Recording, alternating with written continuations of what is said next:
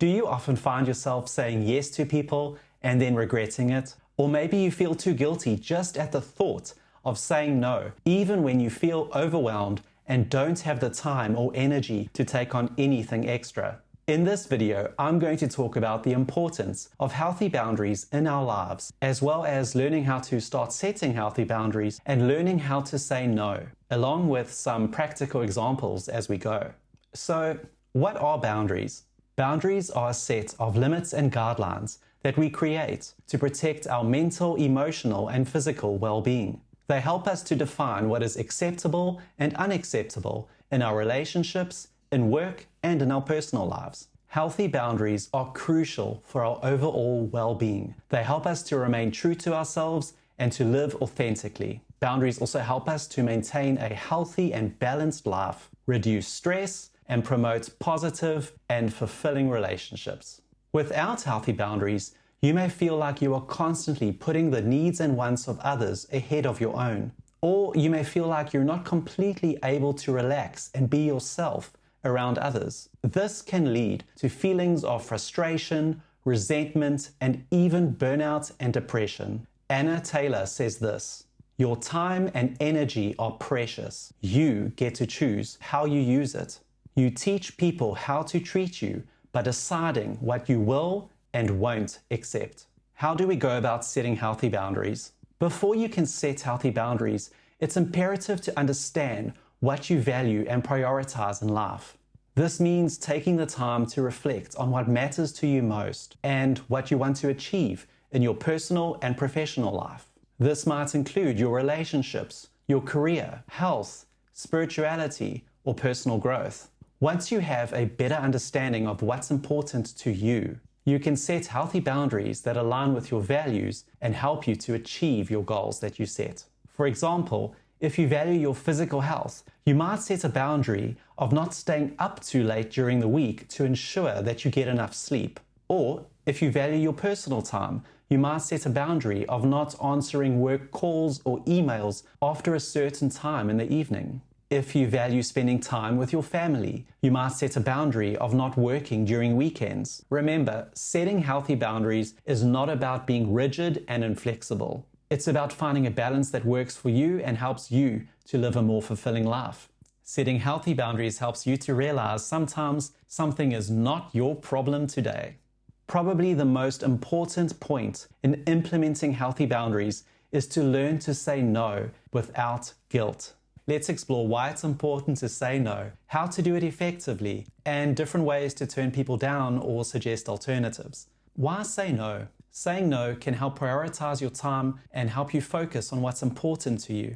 It's okay to say no to people or situations that don't align with your values or your priorities. For example, if someone invites you to a social event that you're not particularly interested in attending, you can say no and rather use the time to work on a project you're passionate about or spend time with your family. Saying yes to everything can lead to burnout and exhaustion. By saying no, you can set limits and create more balance between your leisure and your work time. For example, you might say no to a friend who consistently asks for your help even when it's not convenient for you. If a colleague asks you to take on a project that you just don't have the bandwidth for right now, you can say no and avoid feeling overwhelmed. Or you might say no to a family member who constantly interrupts your personal time. Saying no can help you establish and maintain healthy boundaries. It shows that you respect yourself and your time, and that you're not willing to compromise your values or your personal space. When saying no, be direct and to the point. Avoid using vague language or beating around the bush.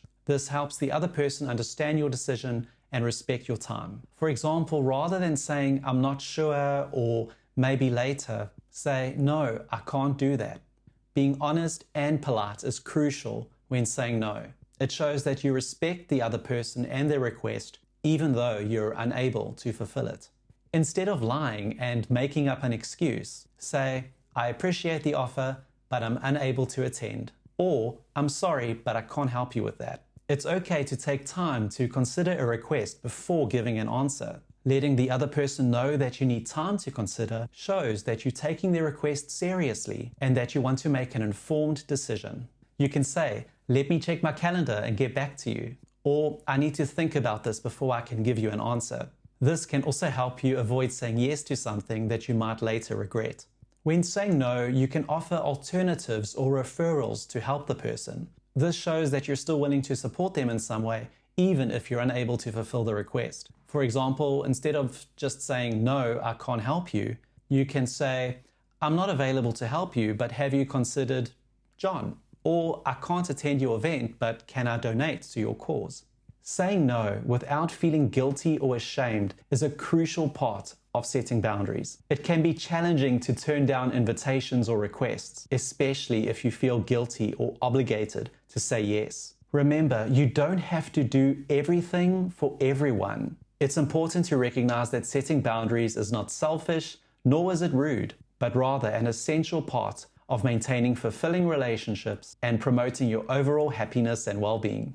Learning to say no without feeling the need to justify your reasons is an important part of setting healthy boundaries. Justifying your decision can be time-consuming and draining. Giving too many reasons or justifications for your decision can invite more objections or negotiations from the other person. This can be stressful and can make it more difficult to stick to your original decision, and can lead to confusion and frustration for both you and the other person involved. By avoiding over-explaining, you save yourself time and energy.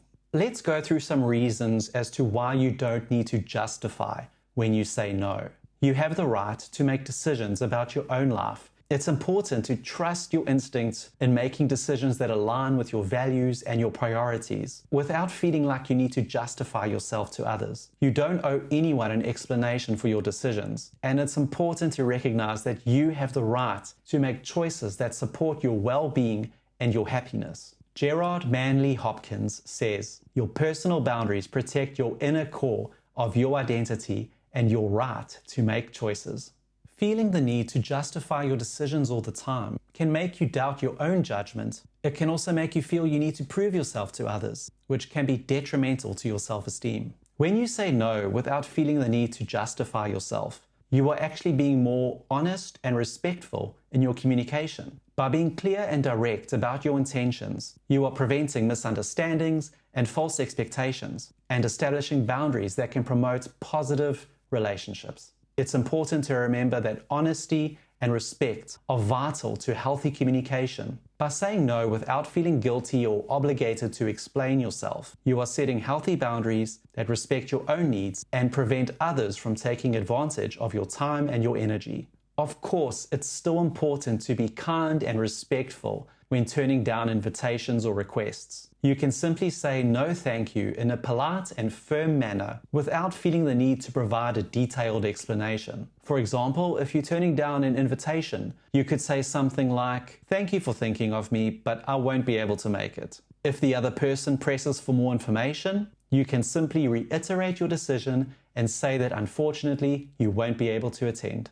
Setting boundaries is a process, and it can take time and practice to feel comfortable with saying no without feeling guilty or obligated to explain yourself. I love this quote: "When you say yes to others, make sure you are not saying no to yourself." When setting boundaries, it's important to communicate clearly and assertively. This means using I statements to express what you feel and need. For example, "I need some alone time to recharge my energy." If a coworker frequently interrupts your work, you might say, "I need to focus on my work right now, so I would appreciate it if you could hold your question until I'm finished." Or if someone in your family speaks to you in a tone that you feel uncomfortable with, you might say, "I feel uncomfortable when you speak to me in that tone of voice. Can we talk in a different way?"